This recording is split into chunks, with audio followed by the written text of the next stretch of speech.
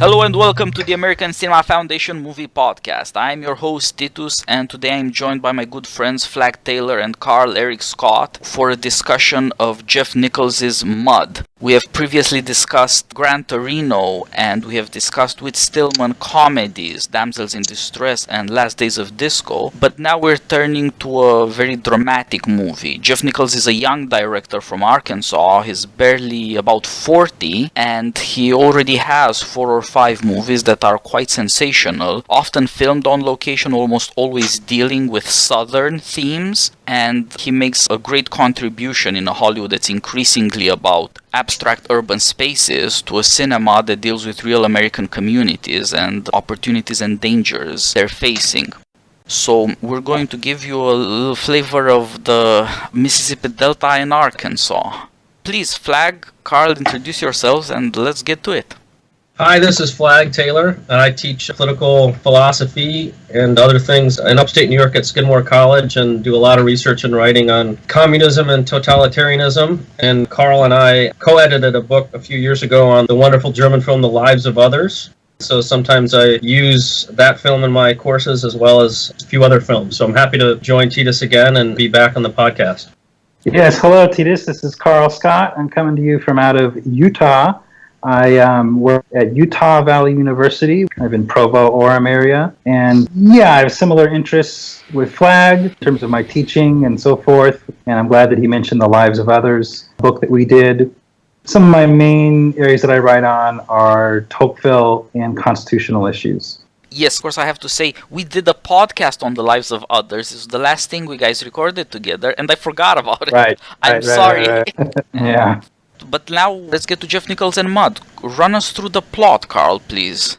Okay, so Jeff Nichols has got the reputation as the independent film director, and I'd say my 2 other favorite films by him are the recent Loving, and before that, Shotgun Stories. And I think it's fair to say that both of these films, while accessible, have that independent film feel. You have to be a little more patient, a little slower pace. Mud is a straight-up drama that I think anyone can sink their teeth into. If you enjoy a good story, particularly about contemporary Americans, particularly if it's contemporary Southern Americans, you're going to enjoy.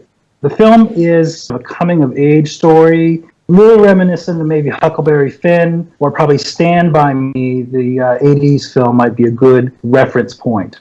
We've got 2 Arkansas boys in the 12 to 14 age range. Maybe they've graduated from junior high and are on the way to high school next year. It's not clear.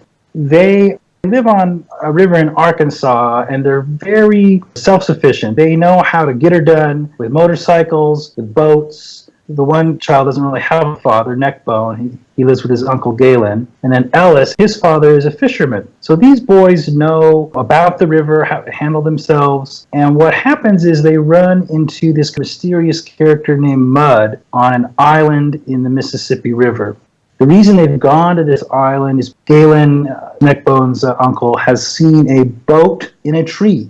The first of a number of strange images out of the book of Genesis, an apple in a tree, a boat in a tree, that kind of thing. And this character, Mud, it turns out he's got an agenda. He's trying to re-meet up with an old flame. Her name is Juniper, played by Reese Witherspoon. Mud is played by Matthew McConaughey. And that sets everything in action. Yeah, so these 2 kids want to go to an island on the Mississippi because one of them found a boat in a tree there, and they think this might be some great thing. This is, as you suggested, what tempts them. And of course, their first encounter on the island, after the boat they see crosses in the sand. So again, this is quite suggestive. It turns out that they are the nails in the boots of this strange man, Mud.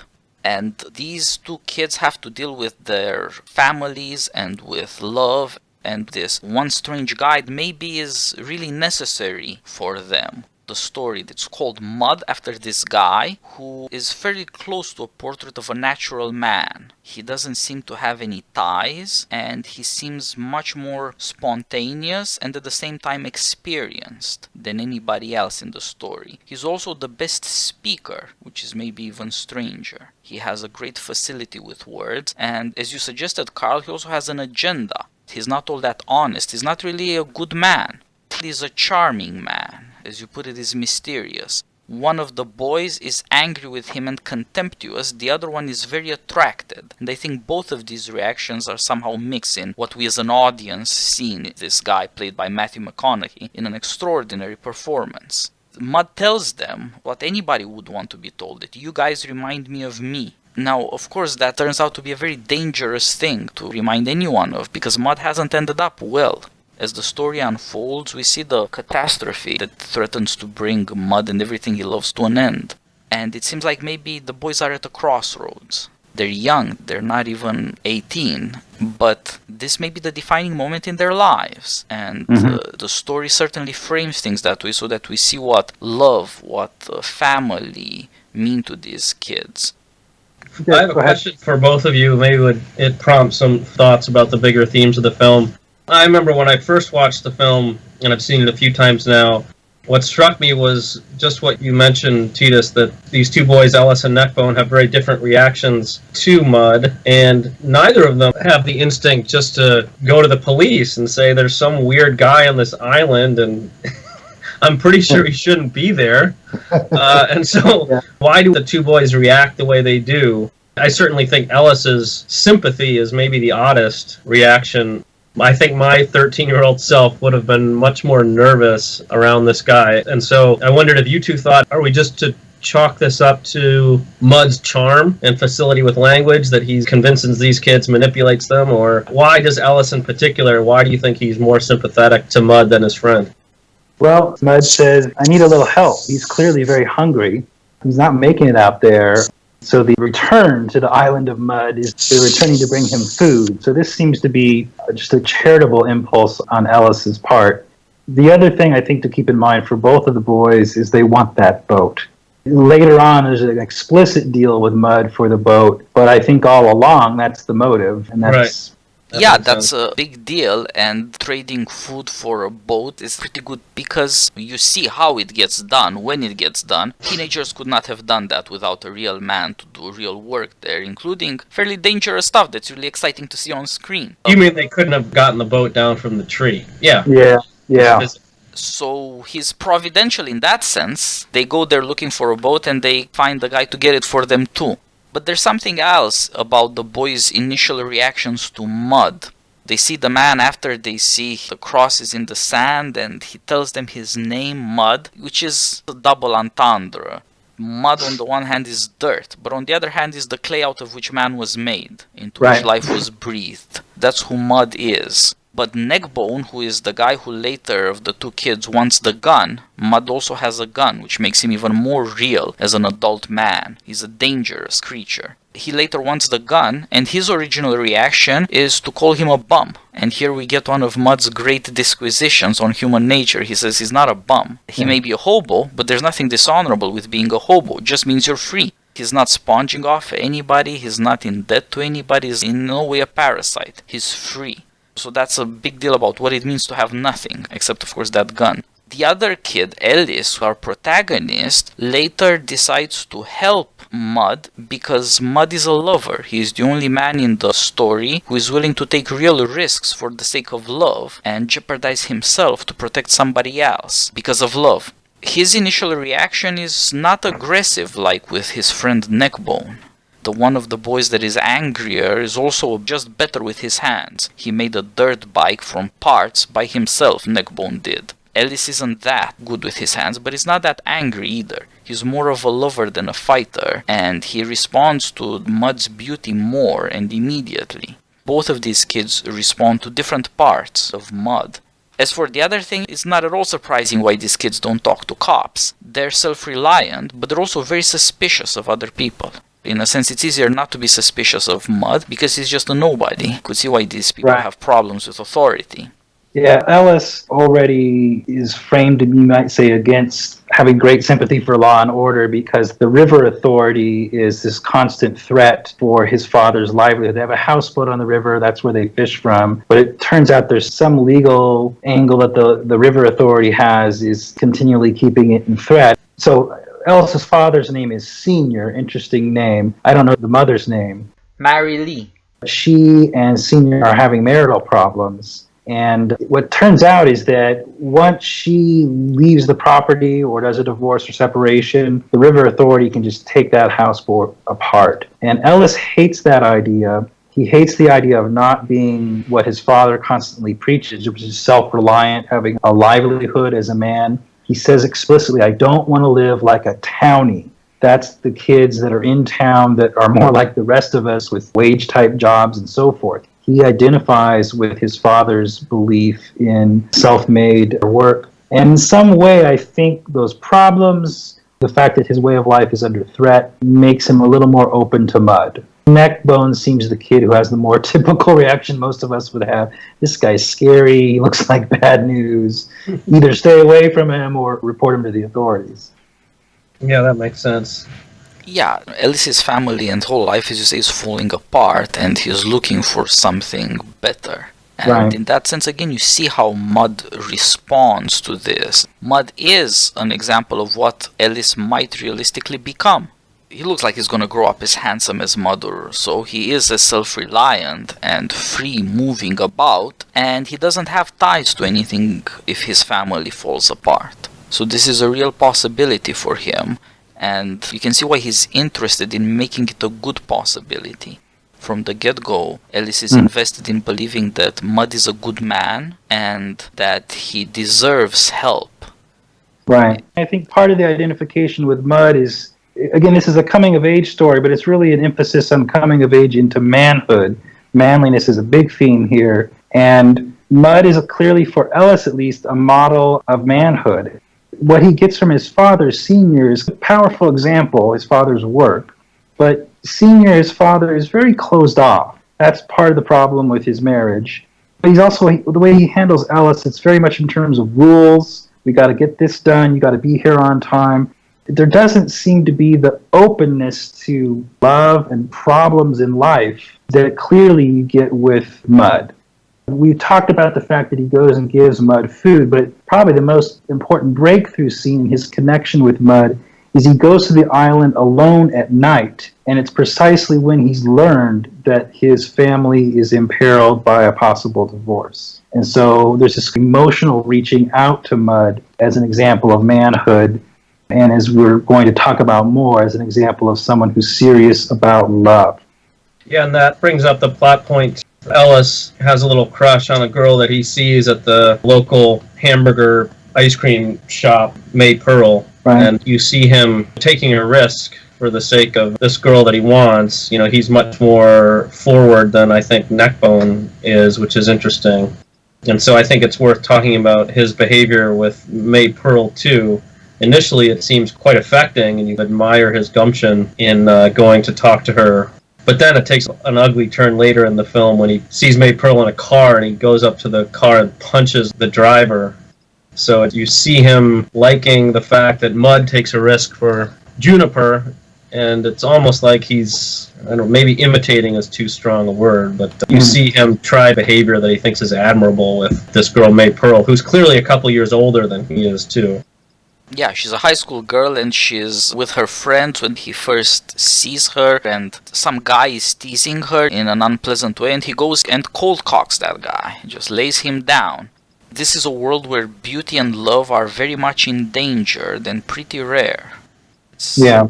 Ellis loves his parents in some way, and in some way he sees that they love him, but as Carl pointed out, these people don't tell each other that they love each other or treat each other in a friendly way. What Ellis is in his father is a version of manliness that's essentially bitter and defeated. Yeah. It's about resentment of the world, and that's the last show of independence. Life can break you down, but you can still be resentful about it.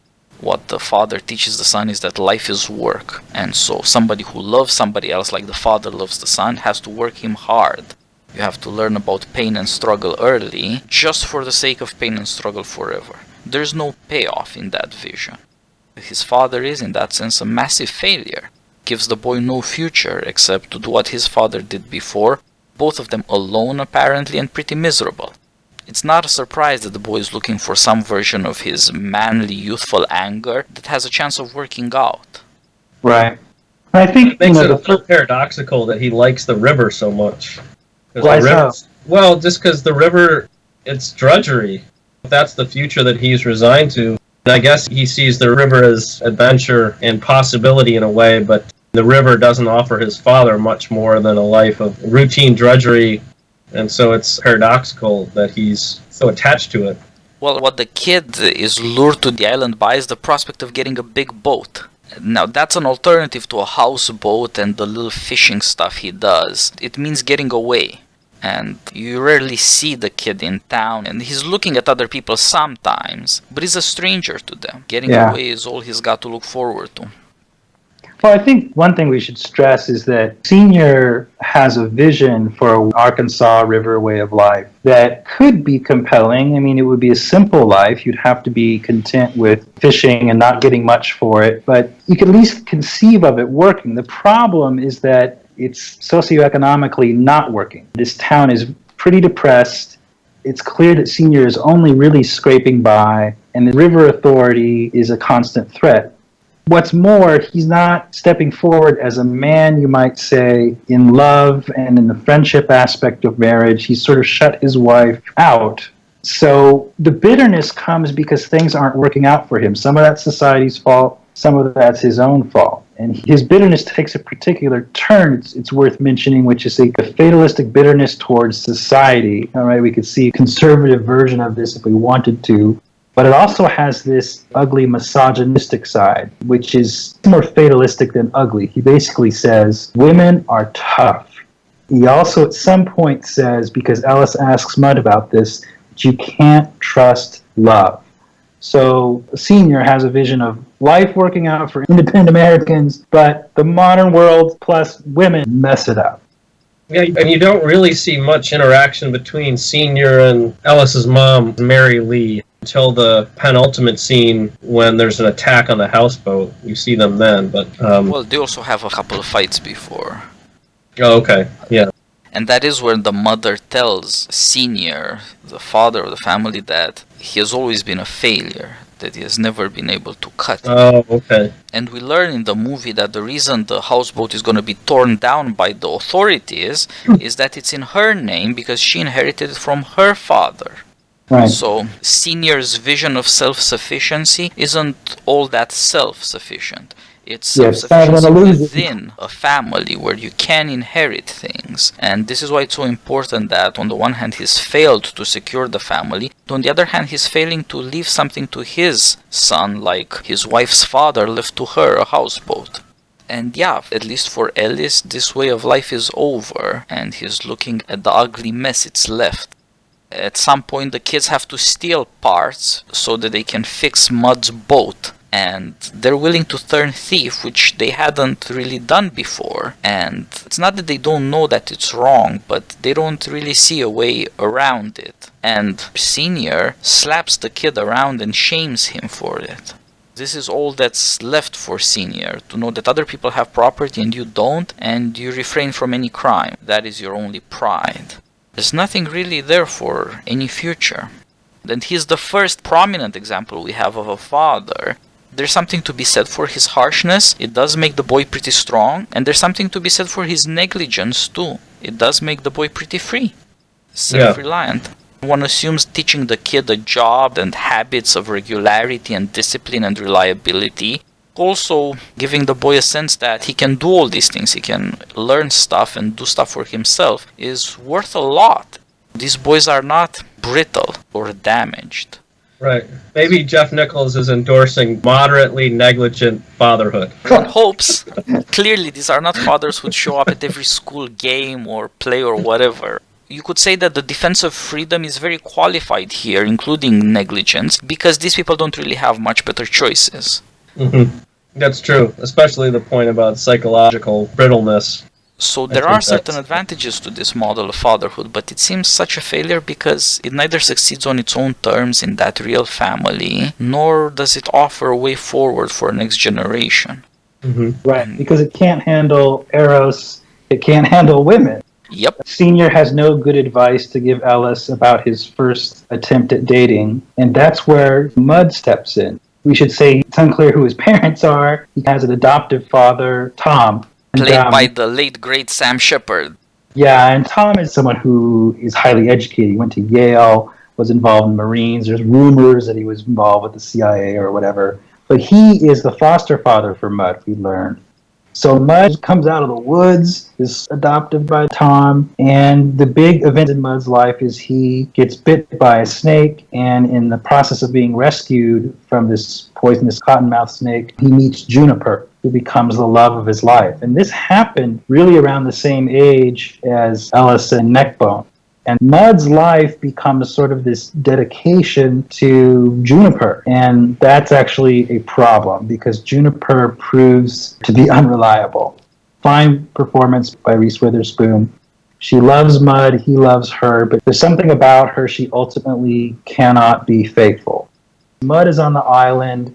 Reese Witherspoon, Juniper, is hiding out in the hotel. They're going to connect at some point. I guess they're going to go off in the boat. And she has a chance, thanks to the work of Ellis and Neckbone, to make this happen, to connect with Mud, but she doesn't go. In fact, she goes to a bar and starts flirting with another man.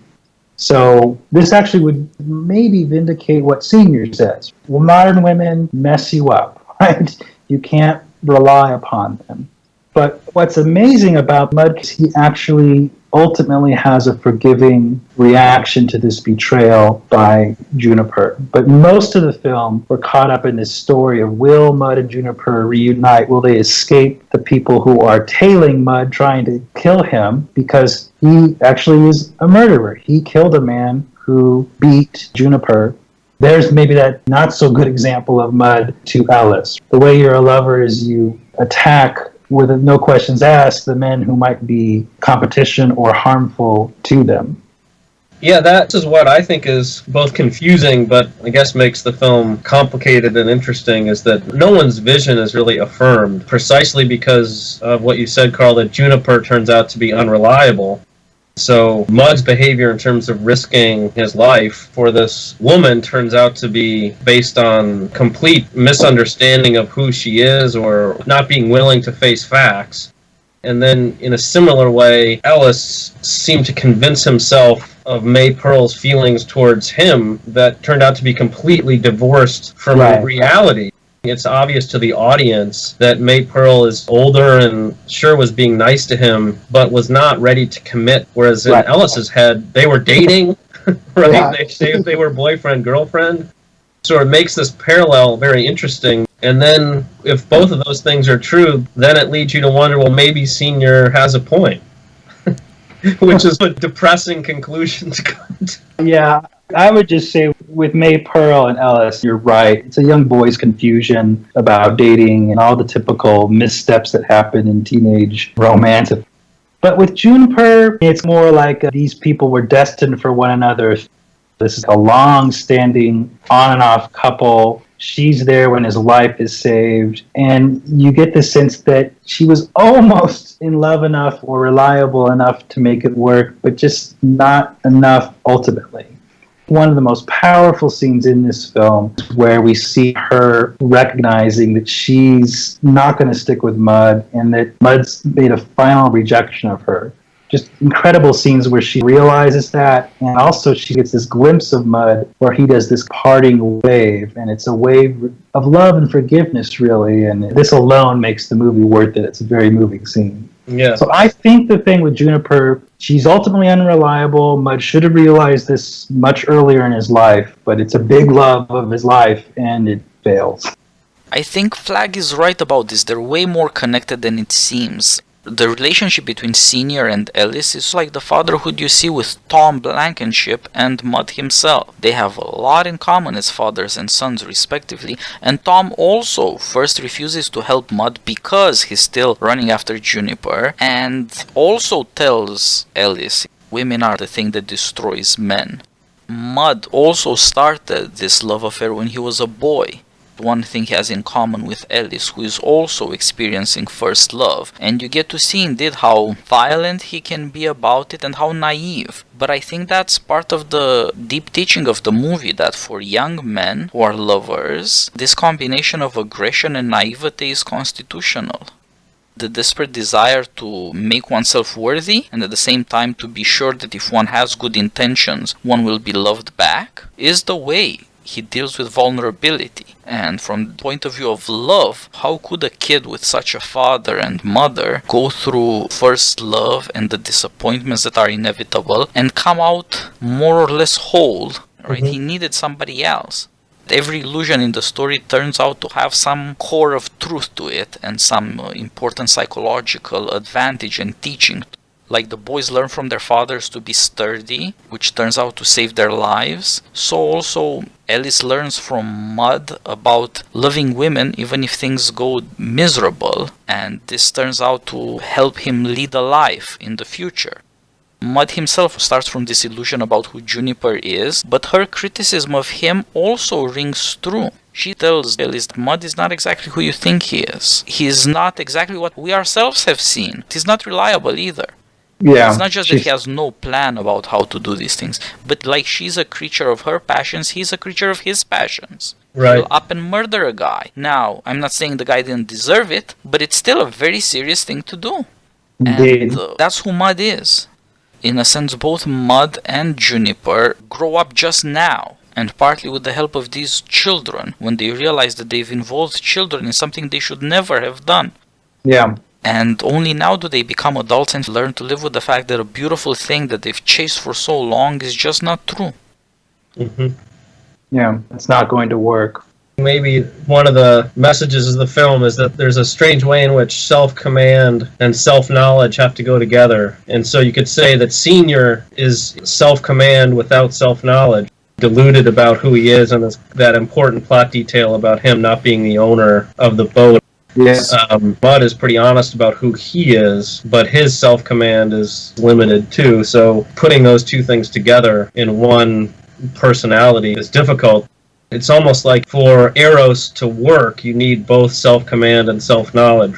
Mud wants to be almost purely self-sacrificing, but that instinct let loose without any self-command is problematic for all sorts of reasons. Yeah, I think that's exactly right. Mud learns that he needs these boys to do work for him.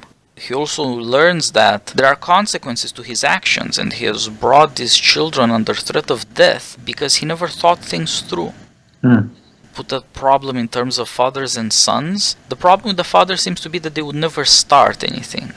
The fathers come through to help the children after all, but they wouldn't have started on the path to doing the things that the children do need to do, to learn about love and to grow up to become adults. When Tom, the sniper, is asked for help for his adopted son, Mud, he doesn't want to help. And this turns out to have bad consequences. Right. Ellis's parents, who are so caught up in their own problem that they're irresponsible about the boy himself, they also wouldn't have helped him start dating or anything else.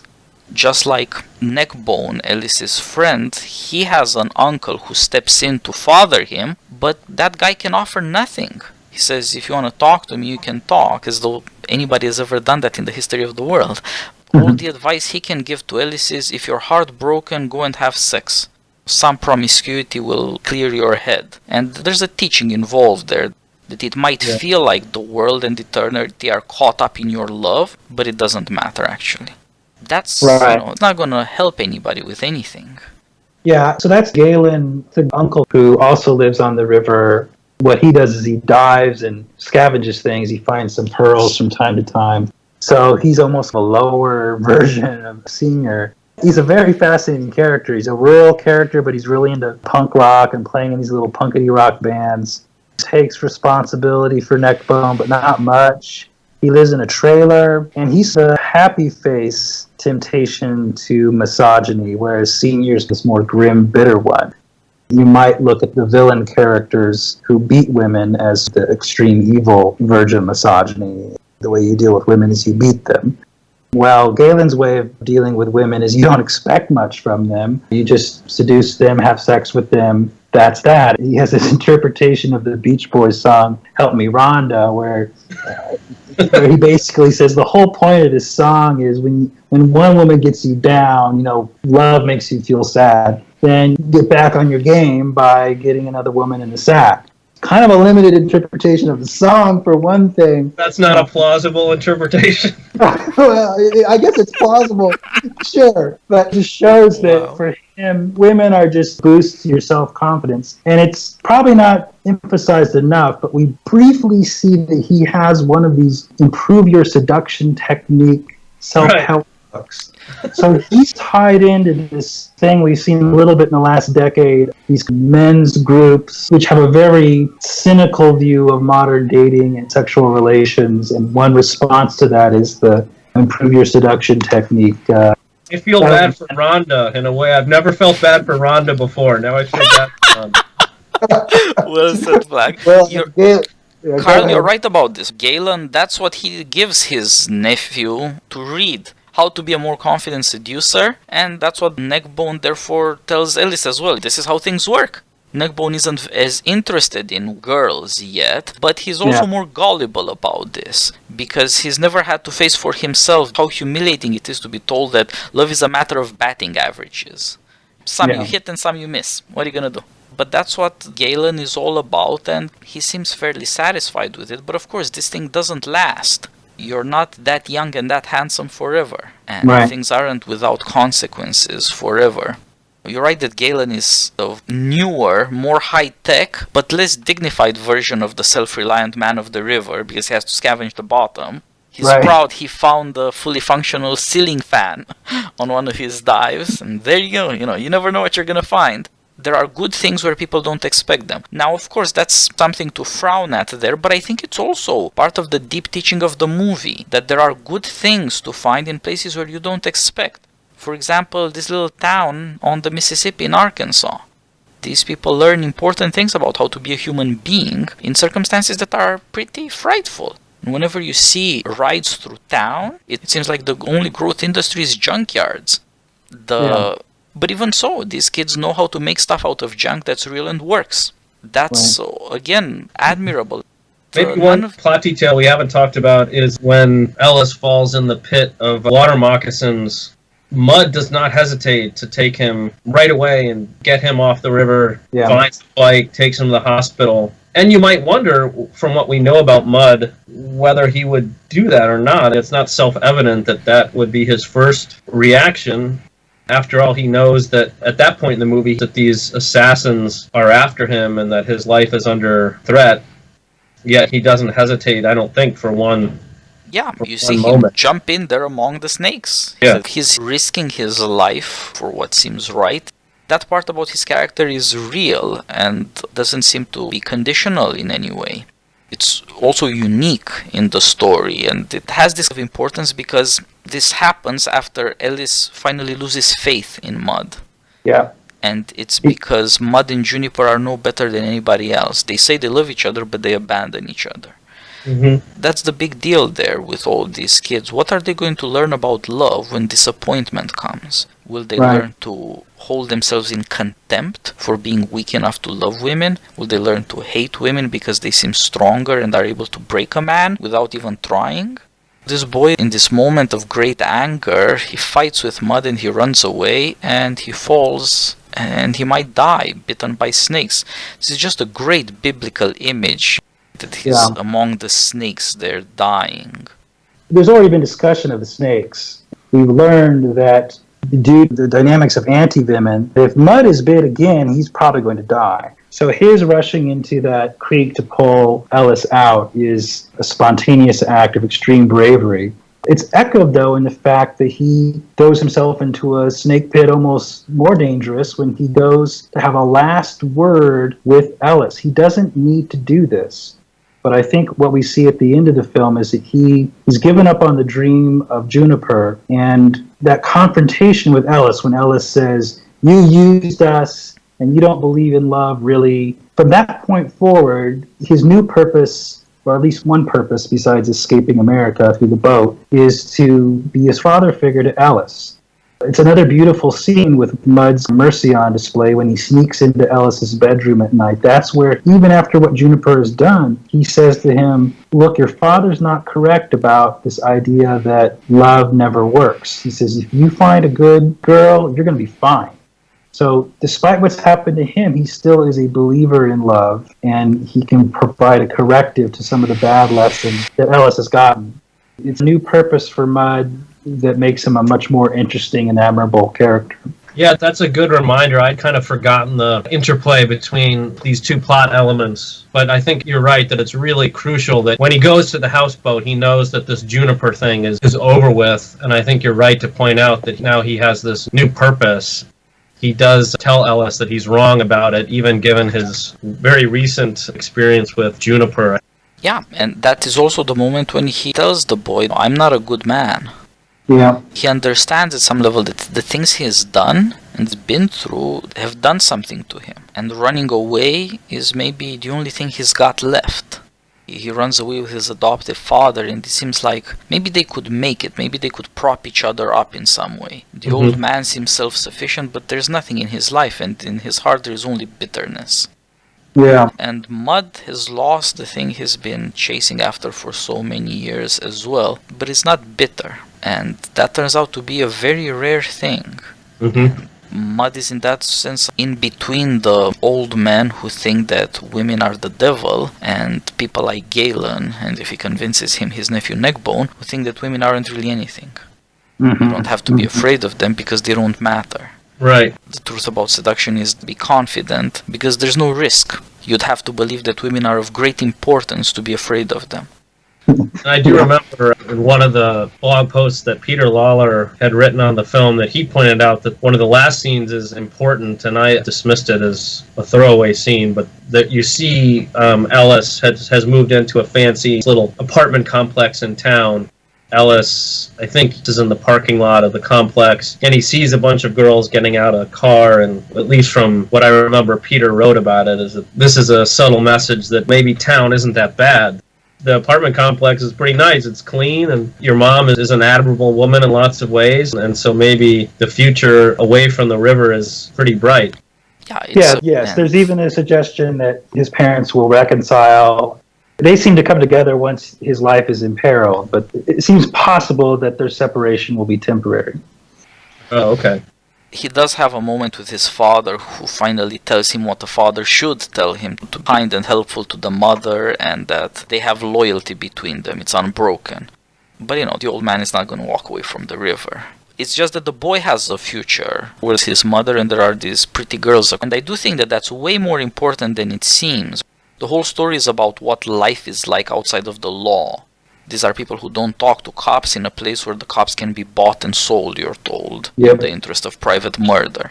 Now that murder is also the big use of religion in the story. This evil man who comes to plot murder and will do whatever it takes to get it, he swears his men to take blood to murder in the name of God. It's the only prayer there is in the story. Oh, that's right. And when they're in the hotel room, is that right? Which is a pretty shocking scene. And it's a question about what is left of being human outside of the law when a regular public way of life is just not to be taken for granted, it's just not working for people. Then they have to fall back on other resources. And it seems if the story is leading up to that conclusion, it's about teaching men how to live with women. It's also interesting, the thing about religion, because clearly the father who is trying to wreak vengeance upon Mud because Mud killed one of his sons, he's really presented as an almost satanic figure, but he's an all-American figure. He owns a chain of restaurants down in Texas, and when he gets these mercenaries, these tired old men together, he leads them in a huddle for prayer. And so on one hand, religion is not presented very positive. It's something that's used to manipulate people. One of the things you notice in the town is when they drive by the burger shop, there's a sign that says, "God bless America." It doesn't look like God is blessing this town very much.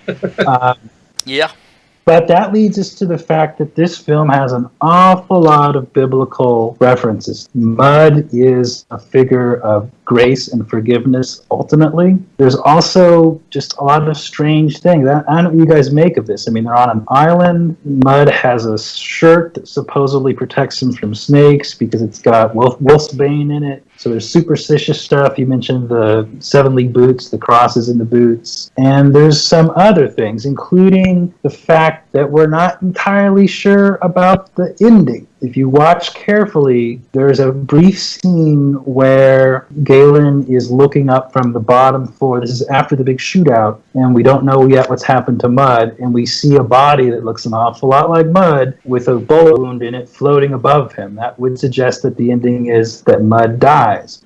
Then, of course, we also have another scene where we see Mud emerging from this boat with a bullet wound with Tom, his adoptive father, and they're heading from corrupt America, right? So, and that's just a few of the biblical allusions that are going on in this film. What did you guys make of that? I don't know what to make of that scene when the body is floating.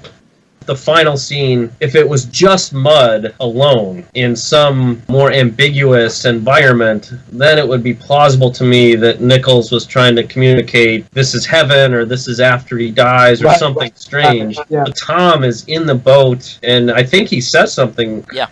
It's a realistic ending, but I do buy the illusion that the river has finally run to sea. Finally, Mud will be freed. There is a suggestion there of heaven, of the afterlife, of deliverance. They think that it's a big deal throughout the movie, what it might mean for life to be providential. As you pointed out, Carl, this city, DeWitt, Arkansas, it's a place of suffering and misery. These people are not happy. God has not blessed them in any obvious way. But you do see how people can learn how to be human beings in a way that makes life good.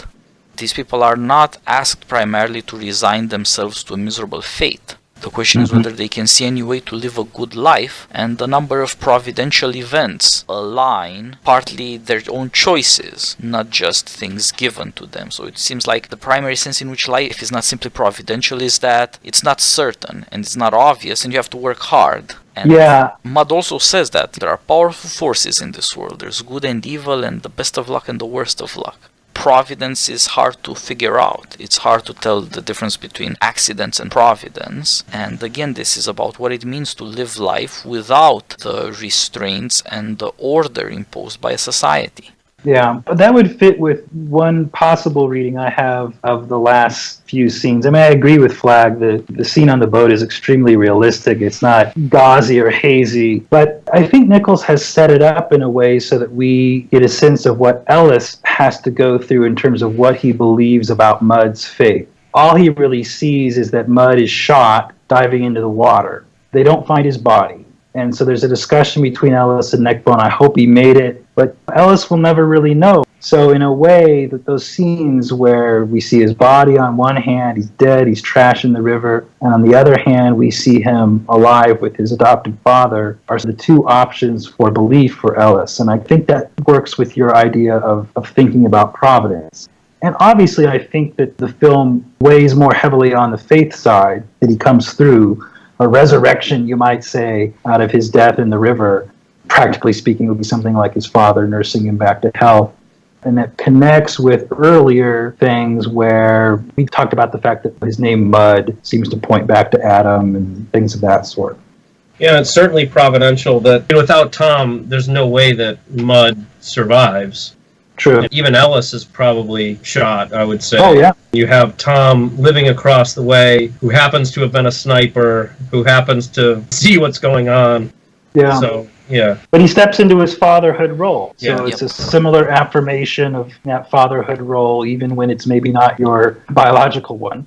Yeah, on the one hand, this is a matter of the character of poetry and storytelling, that all the accidents are planned in a story. Right. Jeff Nichols, who wrote and directed, as with his other movies, doesn't want to tie things up too neatly because it would not be plausible to have so much success. A story that's perfect is somehow implausible to audiences that are too aware of how much bad luck and bad things play into our lives. And on the other hand, providence is not real if it's a poetic artifact. If you line up events, and so it's just really, really difficult to depict mystery without counterfeiting it. Mm-hmm. But I do agree this kid at least has to ask himself what to make of what he's been through, and whether he should be looking at life as somewhat providential, if mysteriously, or on the other hand, give it up.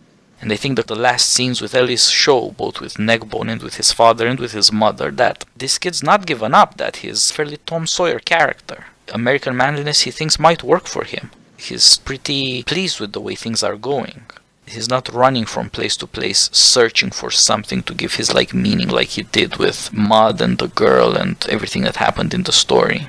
Yeah, there's still an element of tragedy. The river way of life, as hard as it is lost. It's true, seeing at the apartment is, well, life will go on and there's going to be good things and it's not so bad being a townie. You can still fall in love, but Nichols is making us feel a little bad about what happens to the boat and this old way of life. Yes, of course, and you wonder what source for these virtues that add up to manliness is going to be found in very different circumstances. Who knows? There is a lot that's being lost here. Audiences have to find adventure stories plausible, and so the stories need a setting, but also they need an audience that responds to these things. If you don't see what's extraordinary about teenagers who have to deal with love and death, I'm not sure how that could be fixed. But if you do, it seems you need some setting. Yeah. One other thing I'll mention here is just going forward to Nichols' more recent film, Loving, which is about the famous Loving versus Virginia. The greatest name in Scottish history. Supreme Court, yeah. Case that just captured everything in its very name. That film is beautiful, wonderful. It's not the typical civil rights drama that you expect. And one of the things Nichols does is he portrays the working class dignity of this quiet man, Mr. Loving.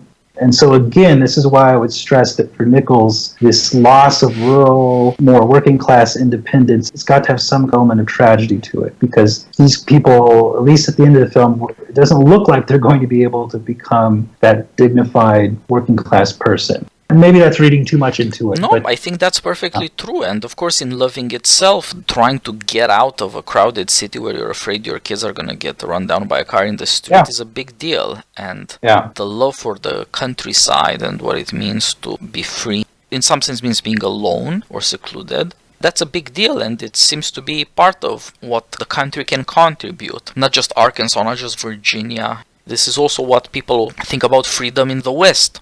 Mm-hmm. There's a lot of room. That's an important thing simply because of what it does to human beings. You're not going to be bossed around. That's pretty good. How many people love their jobs that much? Yeah. The thing about Loving is that Virginia is portrayed so beautifully in Mud.